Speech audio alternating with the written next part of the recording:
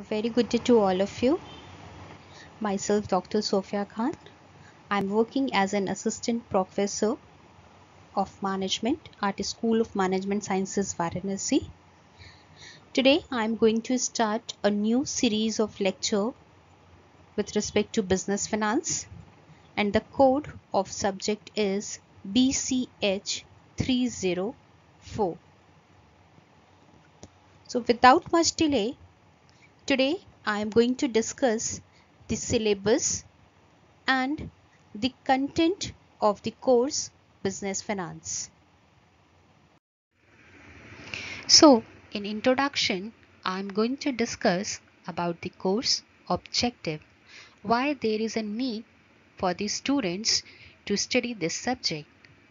So, the main objective of this course is to familiarize the students with the knowledge of finance related function in business.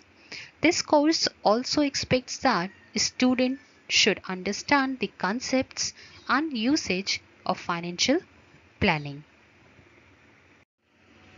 The syllabus of this course covers 4 units, or we can say the entire syllabus of this course is divided into 4 parts. First part is Unit 1, second Unit 2, third part denotes your Unit 3, and fourth is Unit 4. So entire syllabus of this course covers 4 units. Unit 1 covers business finance, and under business finance I am going to discuss the concept of business finance, traditional and modern views of finance, scope and functions of finance, and finance decision. There are 3 types of finance decision. First, investment decision, second, financing decision, and third is dividend decision. The next under this, I have to discuss the objective of business finance.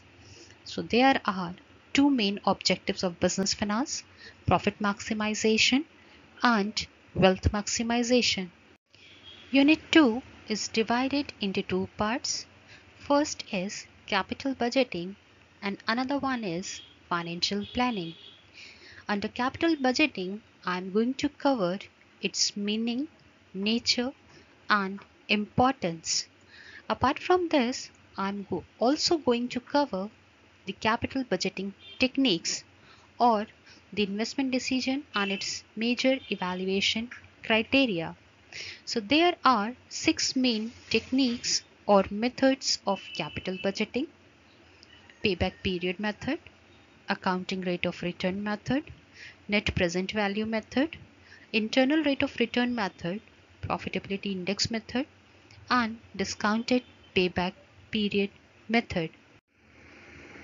Unit 2 covers the financial planning, and under financial planning I am going to discuss the need of financial planning, importance of financial planning, components of financial planning, process of financial planning, and characteristics of sound financial plan.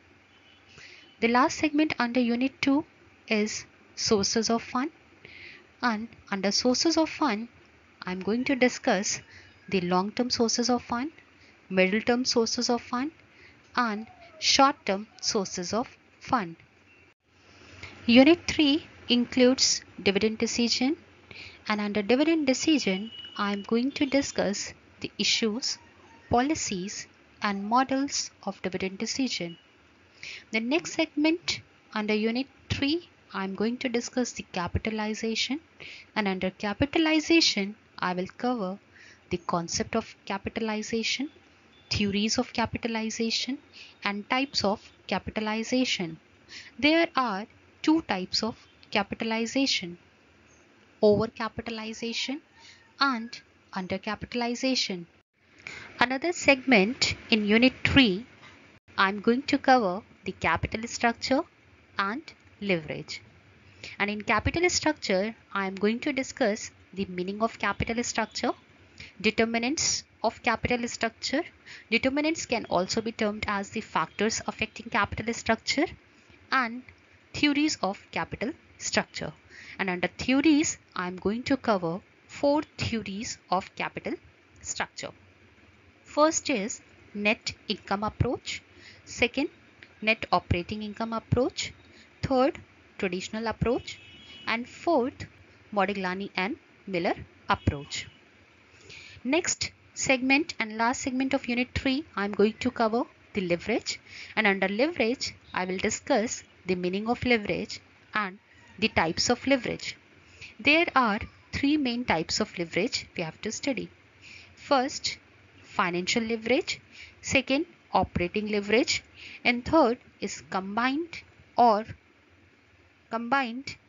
composite leverage. Unit 4 is divided into 2 parts: working capital management and cost of capital. Under working capital management, I am going to cover the need of working capital management, significance of working capital management, and the determinants of working capital management. Apart from this, I will also discuss the components of working capital management. Another segment of Unit 4 includes cost of capital, and under cost of capital, I am going to discuss the meaning of cost of capital, importance of cost of capital, and the calculations of cost of capital.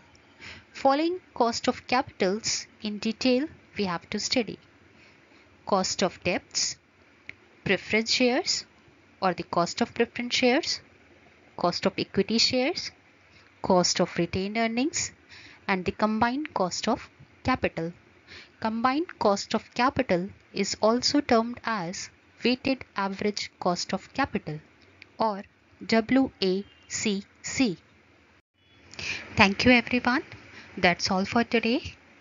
And in the next session, I am going to discuss the first topic of Unit 1, that is finance. Thank you. Have a nice day.